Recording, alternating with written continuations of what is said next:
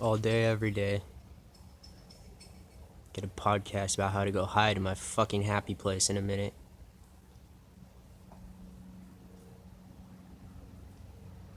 Fucking the whole of humanity fucking working on me. Look at this jackass revving his engine.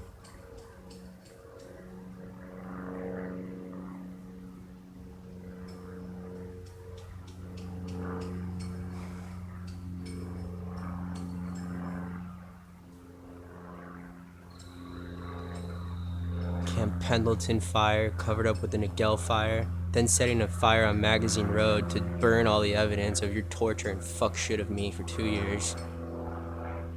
Tortured all day and night by planes, using satellites and infrared inside my house, leaking to a corrupt pastor who mind fucks me for 2 years, takes $100 million to $500 million bribes, bribing James Crystal $1.4 million, and giving him CIA level clearance to shit that you created by fucking hunting me with a military.